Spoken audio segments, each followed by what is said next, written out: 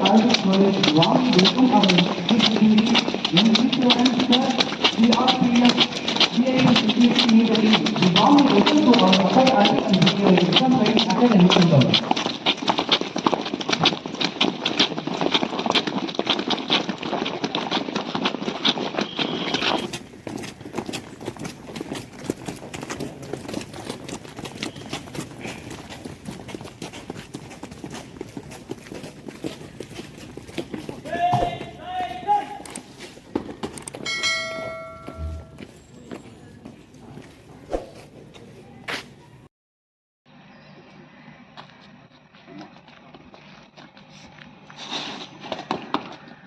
Parade, quick march, attention.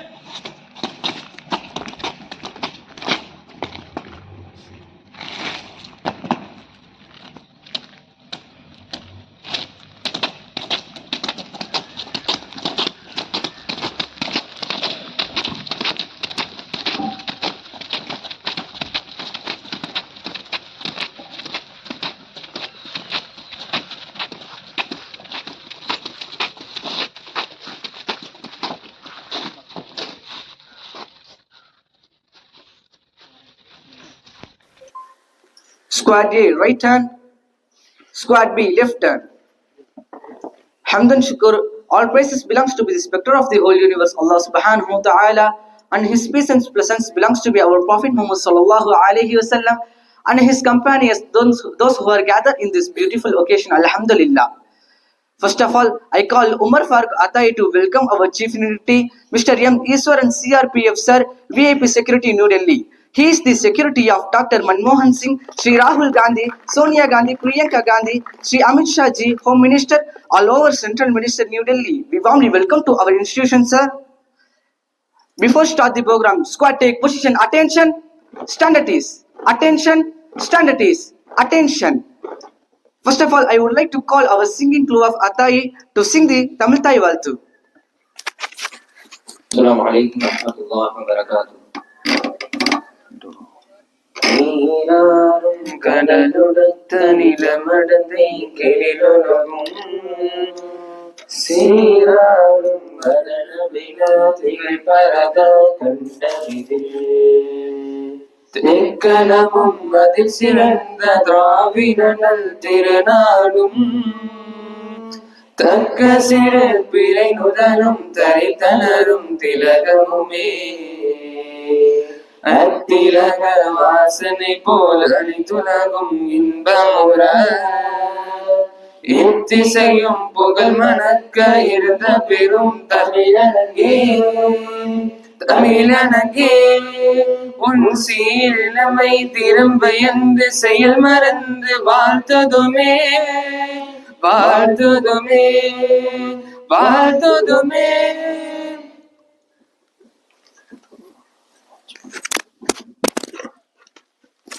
Jazakallah guys, may Allah will increase our singing talent. Ameen.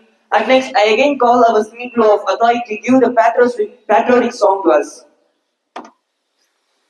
என் ஜீவ காட்சி பாரதம் என் தேச காட்சி பாரதம் என் ஜீவ காட்சி பாரதம் என் சுவாச காட்சி பாரதம் பாரதம் பாரதம் வளங்கள் நிறைந்த மண்ணிலே பழமை வாய்ந்த மரபிலே சொந்த மண்ணில் சொந்த மொழியில் சேர்ந்து வாழும் பெருமையனே உயிரம் சிங்கி ஒன்றை நீத்து தேசம் காத்து வாழ்வோம் இனிதே ரத்த நாளும் இதய தாழும் நாடி நரம்பும் தேசம் காக்கும் நாடி நரம்பும் தேசம் காக்கும் கோபுரம்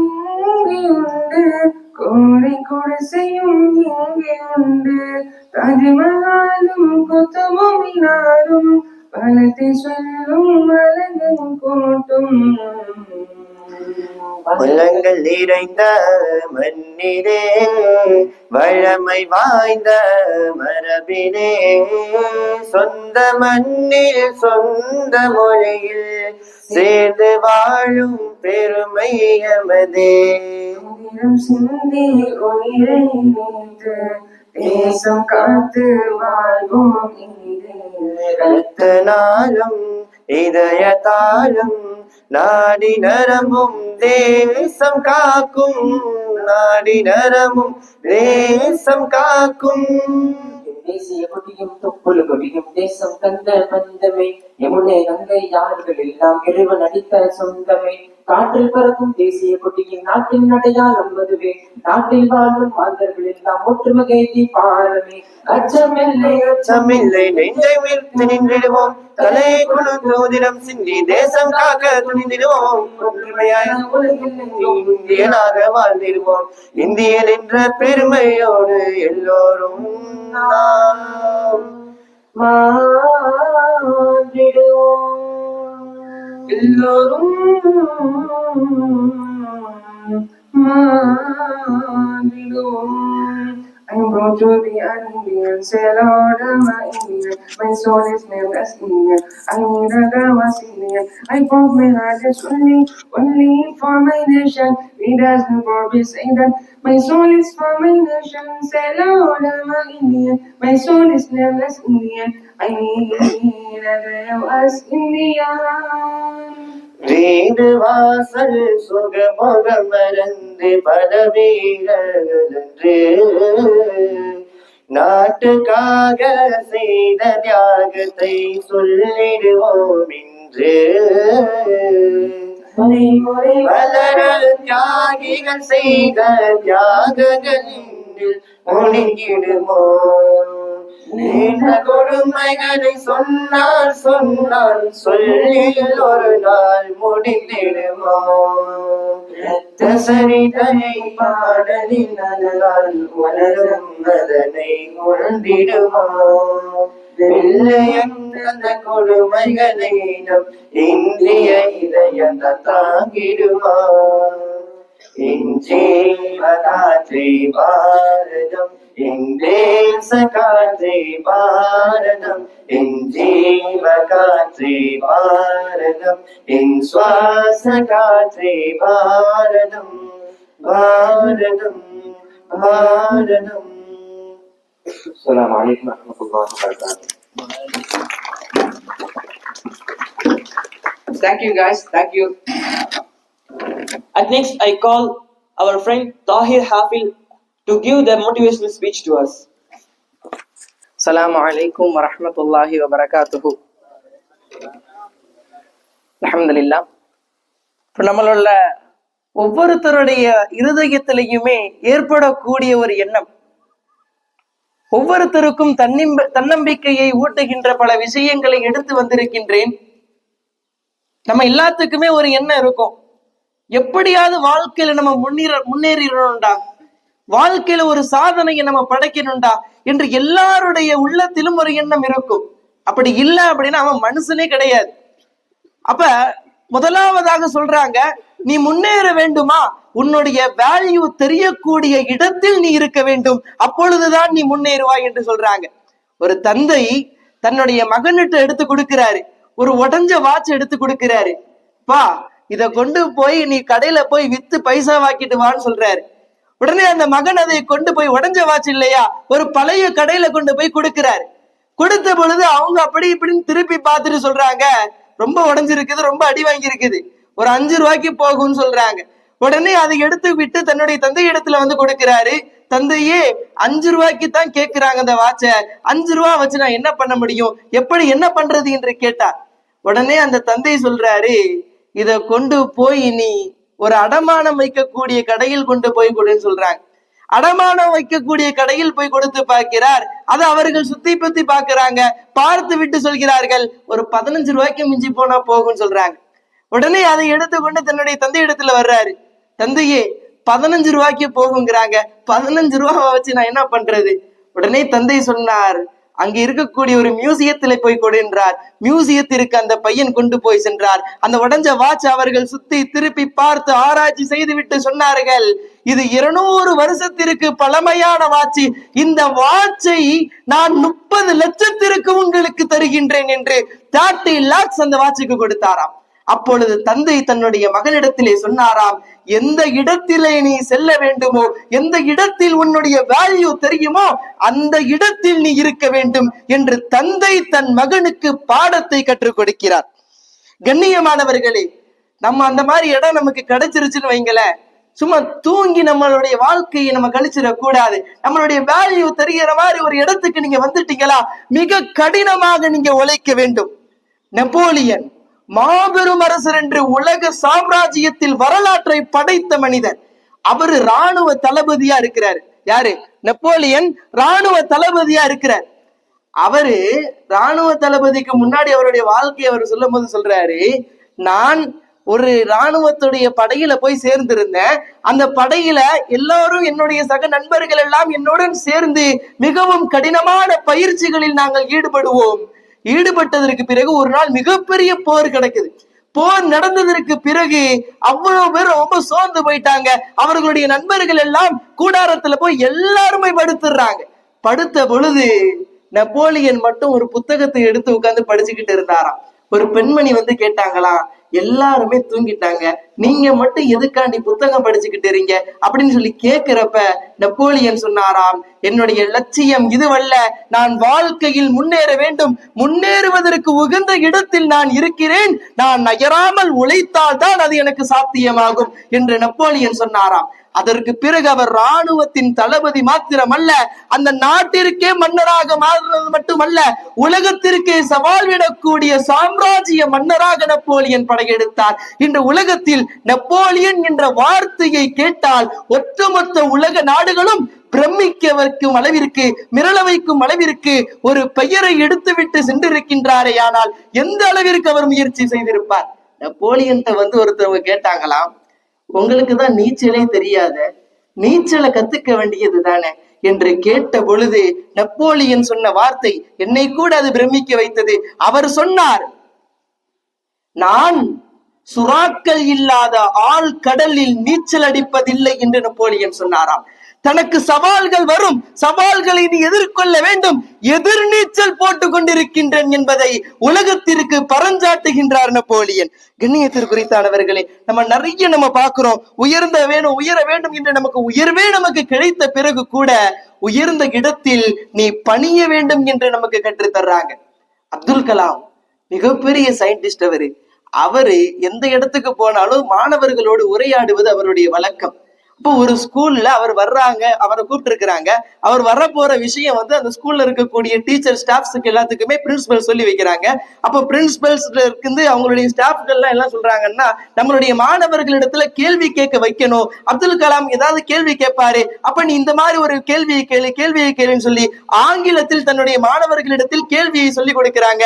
ஒவ்வொரு மாணவர்களும் அதை மனப்பாடம் செய்து வச்சுக்கிறாங்க. ஒரே ஒரு சிறுவன் அந்த ஸ்கூல்லயே மிகப்பெரிய சேட்டைக்காரன், ரொம்ப சேட்டைக்காரன் என்று பெயரெடுத்த ஒரு சிறுவன். அந்த சிறுவனை பார்த்து இந்த ஸ்டாஃப்ஸ் எல்லாம் பேசிக்கிறாங்க, இவன் மட்டும் இருந்தான் அப்படின்னா அப்துல் கலாம் இடத்துல ஏதாவது ஒரு விஷயத்த பண்ணிடுவான், இவனை நாளைக்கு ஸ்கூலுக்கு லீவுன்னு சொல்லி இவனை லீவுக்கு அனுப்பிச்சு விட்டுட்டு நம்ம அந்த ப்ரோக்ராம நடத்தணும், இல்ல நான் மொத்த ப்ரோக்ராமே இவனுக்கு எடுத்துருவான், அந்த அளவிற்கு இவன் பயங்கர சேட்டைக்காரன் அப்படின்னு சொல்லி அந்த சிறுவனை கூப்பிட்டு சொல்றாங்களா, வா உனக்கு நாளைக்கு லீவு, நீ எப்படி வேணா நீ என்ஜாய் பண்ணலாம், உனக்கு நாளைக்கு ஒரு நாள் மட்டும் இல்ல 2 நாள் கூட நீ லீவ் எடுத்துக்க என்று அந்த சிறுவன் இடத்துல சொல்லி அனுப்புறாங்களாம். இவன் எல்லாத்த விட கொஞ்சம் வித்தியாசமானவன், எனக்கு மட்டும் எதுக்கு இப்படி கொடுக்குறாங்க, கண்டிப்பா உள்நோக்கு ஏதோ இருக்குது அப்படின்னு சொல்லி எல்லாத்துக்கும் முன்னாடி முதல் ஆளா அவன் அடுத்த நாள் ஸ்கூலுக்கு வந்து நிக்கிறான். ஸ்கூலுக்கு வந்து நின்றதுக்கு அப்புறம் அப்துல் கலாம பாக்குறான். அப்துல் கலாமும் வர்றாங்க. அவங்க எல்லா இடத்துலயும் வந்து மீட்டிங்ல வந்து நிக்கிறாங்க. பெரிய மாணவர்களுடைய படை சூழலுக்கு மத்தியில மாணவர்களிடத்துல சொல்லப்பட்ட அந்த கேள்வியை ஒரு மாணவர் இருந்துச்சு கேட்கிறார். முதலாவது ஒருவர் கேள்வியை கேட்கும் போது அப்படி தடுமாறுறாரு, இங்கிலீஷ்ல தான் கேட்கணும், தடுமாறுறாரு. தடுமாறின பொழுது இந்த சேட்டைக்கார பையன் இருக்கிறான்ல, டப்புன்னு எந்திரிச்சு கேட்டானா, ஐயா அப்துல் கலாம் ஐயா, உங்களுடைய முடிய இவ்வளவு வளர்ந்துருக்குது, சலூன் கடைக்கு போய் நீங்க முடி வெட்ட மாட்டீங்களா, உங்களுக்கு வாத்தியார் பாடம் எடுக்கலையான்னு சொல்லி கேட்டாராம் அப்துல் கலாம் இடத்துல. உடனே அப்துல் கலாம் சிரிச்சுக்கிட்டு அந்த பையனை மேடையில கூப்பிட்டு சொன்னாராம், எப்பா இதுல உனக்கு நான் மிகப்பெரிய ஒரு பாடத்தை வைத்திருக்கின்றேன். என்ன தெரியுமா? என்னை போன்று நீ உயர வேண்டுமா? உன்னுடைய முடி சின்னதாக இருக்குது இல்லையா, அந்த மாதிரி நீ குச்சி மாதிரி நீ நிற்க வேண்டும், நின்று நீ உயர வேண்டும், உயர வேண்டும், உயர்ந்து கொண்டே வர வேண்டும். என்னை போல நீ உயர்ந்ததற்கு பிறகு என்னுடைய முடி எப்படி குச்சியை போன்று நிற்காமல் தாழ்ந்து பணிந்து இருக்கிறதோ அதை போன்று உயர்வை அடைந்த பின்பு நீ பணிய வேண்டும் என்று அப்துல் கலாம் சொன்னாராம். கண்ணியத்திற்கு குறித்தானவர்களே, நம்மளுடைய நிறைய பேரு இன்னைக்கு நிறைய விஷயங்கள்ல நம்ம இப்படிதான் நம்ம நிறைய பேர் பாக்குறோம். அடுத்தது இன்னொரு விஷயம் என்னன்னா, நமக்கு என்ன வேலை கொடுக்குறாங்களோ அந்த வேலையைத்தான் நம்ம செய்யணும். நம்ம பாட்டுக்கு எல்லாருடைய நமக்குதான் கைப்பியத்தாய் சில பேருக்கு தக்குவா மண்டையில் அடிச்சதுக்கு பிறகு ஒவ்வொருத்தரும் தன்னுடைய வேலையை தன்னுடைய நிலை அறியாமல் வேலையை செஞ்சு கொண்டு இருப்பான் தெரியுமா, அந்த மாதிரி நம்ம இருக்கக்கூடாதுன்னு சொல்லி தர்றாங்க. ஒரு கிராமவாசியில இருக்கக்கூடிய ஒரு காட்டு ஓரத்துல இருக்கக்கூடிய ஒரு வேலைக்காரன், அவரிடத்துல 2 பிராணி இருந்துச்சு. ஒண்ணு நாய் இருந்தது, இன்னொன்னு ஒரு கழுதை இருந்துச்சு. இப்ப இந்த 2த்துக்குமே அவர் வச்சு வளர்க்கிறாரு. ஒரு நாள் இரவு தூங்கி கொண்டிருக்கிறார். தூங்கி கொண்டு இருக்கும் பொழுது திருடன் வீட்டுக்குள்ள நுழையிறான். காட்டு ஓரம் தானே, திருடன் வீட்டுக்குள்ள நுழையிறான். நுழையும் பொழுது அந்த அவர் மெய் மறந்து தூங்கிட்டு இருக்கிறார். நாய் என்ன பண்ணணும், கொலைக்கணும். ஆனா நாய் கொலைக்கவே இல்லை, இப்படி அமைதியா இருக்குது. இவன் போடுற சாப்பாட்டுக்கு இவனை கொலைச்சு நம்ம காப்பாத்துறதா, செத்து போனா கூட அடுத்த பிறகு நம்ம ஏதாவது நம்ம நிம்மதியை வாழலாம் அப்படின்னு சொல்லி நாய் நினைச்சிச்சு. உடனே அந்த கழுதை நினைச்சுச்சான், இந்த பாரு எப்படி தூங்கிட்டு இருக்கிறான் பாரு, வேலையில ஒரு சின்சாரிட்டியே இல்லாம தூங்கிட்டு இருக்கிறான், இப்படி சொன்னா அப்படின்னா நம்மளுடைய முதலாளி செத்து போயிடுவானா இல்லையா அப்படின்னு சொல்லி இவன் கொலைக்கலானா என்ன, நானாவது நம்மளுடைய முதலாளியை காப்பாற்ற வேண்டும் என்று அந்த கழுதை கத்துச்சான். கழுதை கத்துறது தெரியும் இல்லையா, நீங்க கேட்டிருப்பீங்கன்னு நினைக்கிறேன். கழுதை கத்துனதுக்கு பிறகு திருட பார்த்தானா, என்ன கழுதெல்லாம் கத்துதுன்னு சொல்லி அப்படி அந்த இடத்த விட்டு ஓடி போயிடுறான். போனதற்கு பிறகு அந்த முதலாளி, வீட்டுல இருந்த முதலாளி எந்திரிச்சு, கண்ட நேரத்துல இந்த கழுதை கத்திக்கிட்டே இருக்குது அப்படின்னு சொல்லி அங்க இருந்து ஒரு பிளேட் எடுத்து கழுதையுடைய மண்டையிலே தூக்கி எரிஞ்சாராம். சும்மா கடை எதுக்கு நீ கத்திக்கிட்டு இருக்கிற என்று எரிஞ்சாராம். இதுல நமக்கு சொல்லி தரக்கூடிய பாடம், யார் யாருக்கு என்ன வேலை இருக்குதோ அந்தந்த வேலையை நாம் கணக்கச்சியதமாக நாம் முடிக்க வேண்டும். கடைசியாக நான் சொல்லி முடிப்பேன், நீங்கள் எல்லா விதமான உயர்வை நீங்கள் தொட்டதற்கு பிறகு உங்களுடைய சவாலாக நிறைய பேர்கள் வருவார்கள். உங்களை தாக்க வேண்டும் என்று நிறைய பேர்கள் உங்களை தடுப்பதற்காக, உங்களுடைய முயற்சிகளை தடுப்பதற்காக வருவார்கள். நீங்கள் சம்யோஜித புத்தியை நீங்கள் பயன்படுத்த வேண்டும், சம்யோஜித புத்தியை நீங்கள் பயன்படுத்த வேண்டும் என்று நான் சொல்கின்றேன். அறிஞர் அண்ணா மிகப்பெரிய அறிவாளர், அவர் எளிமையான தோற்றத்துல இருப்பார். ஒரு தடவை இங்கிலாந்தில் நடந்த லிங்குவிஸ்டிக் பிரஸ் மீட்டிங்ல அவர் அழைக்கிறாங்க. லாங்குவேஜ் சம்பந்தமான மீட்டிங்ல இங்கிலீஷ்ல தான் எல்லாருமே பேசணும். இப்ப மீட்டிங்ல அழைச்சதற்கு பிறகு அங்க ஏகப்பட்ட பேர் வந்திருக்கிறாங்க. கோட் சூட் போட்டு எல்லாருமே நிக்கிறாங்க. அறிஞர் அண்ணா மட்டும் வெள்ளை சட்டை வெள்ளை கைலிய போட்டுட்டு ஒரு மூக்கு போடி டப்பாவை எடுத்துட்டு கையில வச்சுட்டு நிக்கிறார். அப்ப எல்லாரும் பார்த்தாங்களா, இவர் என்ன இங்கிலீஷ பேச போறாரு, பாக்குறதுக்கே பங்கரையா இருக்கிறாரு அப்படின்னு சொல்லி, சரி இருந்தாலும் இவர் ஒரு நாட்டுல தலைவரா தூக்கி கொண்டாடுறாங்களே, கொண்டு முன்னாடி உட்கார வைக்கிறாங்க. அப்ப அங்கிருந்து ஒருத்தர் இருந்துச்சு, ஆங்கிலத்துல ஒருத்தர் கேட்டாராம், அங்க இருக்கிற எல்லா ஸ்டாஃப்களுக்கு மத்தியிலும் யாரெல்லாம் வந்திருக்காங்களோ பெரிய பெரிய உயர் பதவியில் இருப்பவர்களிடத்துல கேட்டாராம், நான் சொல்வதற்கு நீங்கள் யாராவது பதில் கூற முடியுமா என்று கேட்டாராம். சொல்லுங்கன்னு சொல்றாங்க. அவர் சொன்னாரு, ஆங்கிலத்தில் 3 கன்ஜெக்ஷனையும் ஒரே இடத்தில் வைத்து எவராவது உங்களுடைய வார்த்தையை தொடங்க முடியுமா என்று கேட்டாராம். எல்லாருமே பாக்குறாங்க. ஏன்னா ஆங்கிலத்துல ஒரு ரூல் இருக்குது, ஒரு கன்ஜெக்ஷன் இருக்குது அப்படின்னா அந்த கன்ஜெக்ஷன் பக்கத்துல இன்னொரு கன்ஜெக்ஷன் வரக்கூடாது. இஸ் இருக்குன்னா பக்கத்துல இன்னொரு இஸ் வரக்கூடாது, ஆண்ட் இருக்குன்னா பக்கத்துல இன்னொரு ஆண்ட் வரக்கூடாது. அந்த மாதிரி ஆங்கிலத்தில் ஒரு கன்ஜெக்ஷன் இருக்குது. அப்ப அறிஞர் அண்ணா மட்டும் திடீரென்று எந்திரிச்சு சொன்னாராம். சொல்லிட்டு அந்த இடத்துல நான் சொல்றேன் அப்படின்னு சொன்ன உடனே அவருக்கு வாய்ப்பு கொடுக்கிறாங்க. அவர் சொன்னாராம், no sentence can end with because is the conjunction என்று சொன்னாராம். no sentence, எந்த ஒரு சென்டென்ஸும் because ஐ கொண்டு ஆரம்பிப்பதில்லை. because ஏனென்றால் because is a conjunction, because என்பது ஒரு conjunction என்பதாக அறிஞர் அண்ணா சொன்னாராம். கண்ணியத்திற்கு குறித்தானவர்களே, நான் நெப்போலியன் பத்தி நான் சொன்னேன் இல்லையா, அவர் சம்யோஜித புத்தி இல்லாததால் தான் கடைசி காலத்தில் அவர் தோல்வியை அவர் சந்தித்தார். நெப்போலியனை கொண்டு போய் பிரிட்டிஷ் ராணுவம் கொண்டு போய் அடைச்சிடுறாங்க. ஒரு இடத்துல அடைக்கப்பட்டு விடுகிறார். அவர் சிறைச்சாலையில் இருக்கின்ற பொழுது அவருடைய நண்பர் அவரை பார்க்க வருகிறார். வந்த பொழுது அவரிடத்திலே ஒரு செஸ் போர்டு எடுத்து கொடுக்கிறார். சும்மா அந்த இடத்திலே உட்கார்ந்து தனிமையில உட்கார்ந்து பைத்தியம் பிடிச்ச மாதிரி நீங்க ஆயிருவீங்க, இந்த செஸ்ல உட்கார்ந்து நீங்க மட்டுமா தனியா விளையாண்டுக்கங்க என்பதாக அவருடைய நண்பர் எடுத்து கொடுக்கிறார். அப்ப போயிடுறாரு. போனதற்கு பிறகு நெப்போலியன் நினைக்கிறாரு, நான் இருக்கக்கூடிய டென்ஷனில் இந்த செஸ் போர்டுமா எனக்கு என்று அதை ஒதுக்கி வைத்து விடுகிறார். கொஞ்ச நாளத்தில் அவர் மரணத்தை தழுவுகிறார், இறந்தும் போனார்.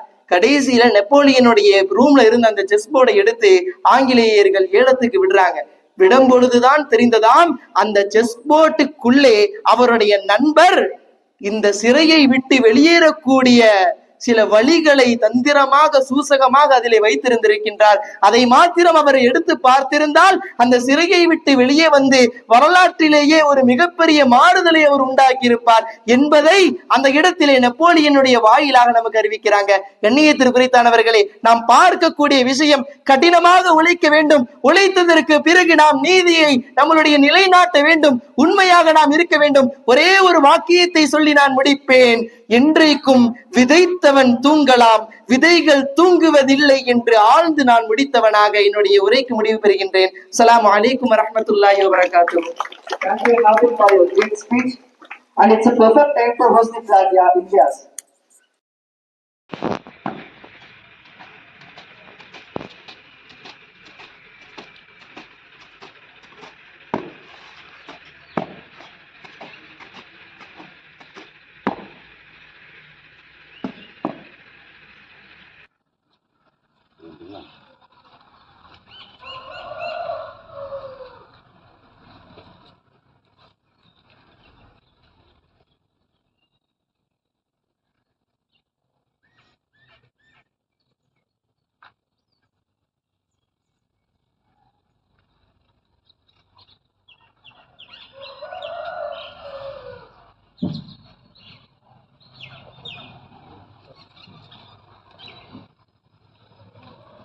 Flag salute.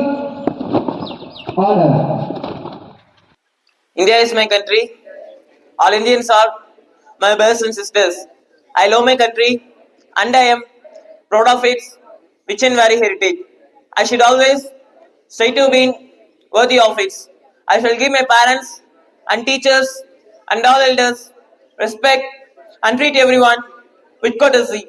To my country and my people, I pledge my devotion in their well-being and for this along life my happiness. Jai Hind. Up next, I call Muhammad Yusuf Ataya to narrate the hadith. அஸ்ஸலாமு அலைக்கும் வரஹ்மத்துல்லாஹி வபரகாத்துஹு.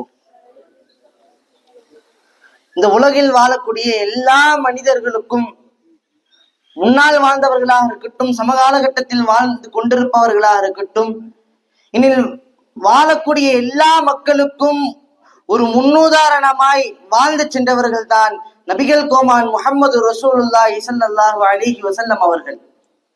இந்த உலகத்தில் வாழ்ந்த எல்லா தலைவர்களை காட்டிலும் ஒரு தலை சிறந்த தலைவராக நபிகள் நாயகம் ஸல்லல்லாஹு அலைஹி வஸல்லம் அவர்கள் இந்த உலகத்தில் வாழ்ந்திருக்கின்றார்கள் என்பதை நாமெல்லாம் சொல்லவில்லை. ஒரு கிறிஸ்துவ புத்தக ஆசிரியர், ஒரு புத்தக ஆசிரியர் கிறிஸ்துவர் அவர் தன்னுடைய தி 100 என்ற புத்தகத்துல தான் கடவுளாக ஏற்றிருக்கக்கூடிய இயேசு கிறிஸ்துவை காட்டிலும் முஹம்மது ரசூலுல்லாஹி ஸல்லல்லாஹு அலைஹி வஸல்லம் அவர்களை முதன்மைப்படுத்தி இருக்கின்றார்கள் என்று சொன்னால், ஒரு மாற்று மத சகோதரர்களுடைய உள்ளத்தில் கூட நபி ஸல்லல்லாஹு அலைஹி வஸல்லம் அவர்கள் ஊடுருவி இருக்கின்றார்கள் என்று சொன்னால், நபி ஸல்லல்லாஹு அலைஹி வஸல்லம் அவர்கள் எவ்வாறெல்லாம் இந்த உலகில் சீர்திருத்தத்தை செய்திருக்கின்றார்கள், ஒரு தலை சிறந்த முன்மாதிரியாக வாழ்ந்திருக்கின்றார்கள் என்பதை நாம் சற்று சிந்தித்து பார்க்க வேண்டும். அவைகளை நபி ஸல்லல்லாஹு அலைஹி வஸல்லம் அவங்க 1400 வருஷத்துக்கு முன்னாடியே சொல்லிட்டாங்க. இன்று நம்முடைய சமகாலகட்டத்துல ஆண்களாக இருக்கட்டும், பெண்களாக இருக்கட்டும், வாலிபர்கள் முதற்கொண்டு பாதித்து சிக்கி தவித்துக் கொண்டிருக்கின்ற இந்த மதுவை பற்றி நபி ஸல்லல்லாஹு அலைஹி வஸல்லம் அவர்கள் சொல்கின்றார்கள்.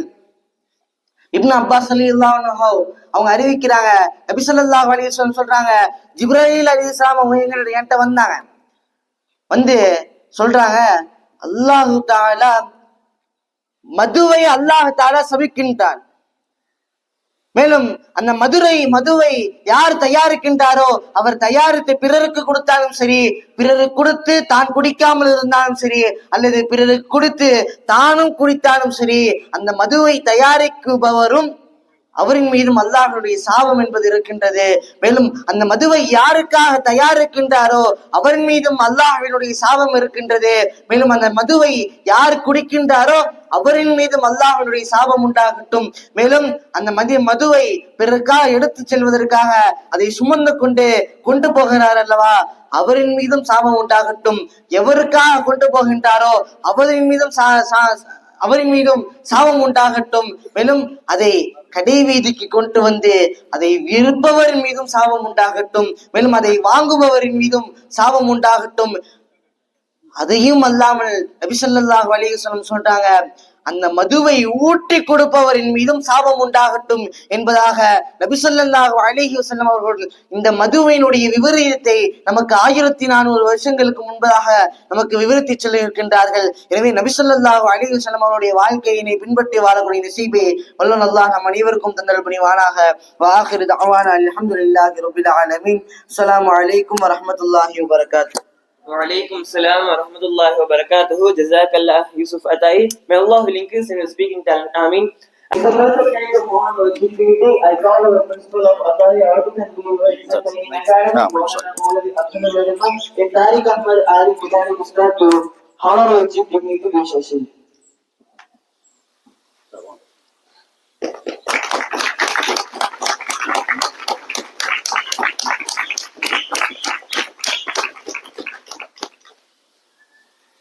Before concluding the program, guys, stand up. Take position, attention. Stand like this. Tension. Stand like this. Tension. I call the singing crew of Atai to sing the national anthem.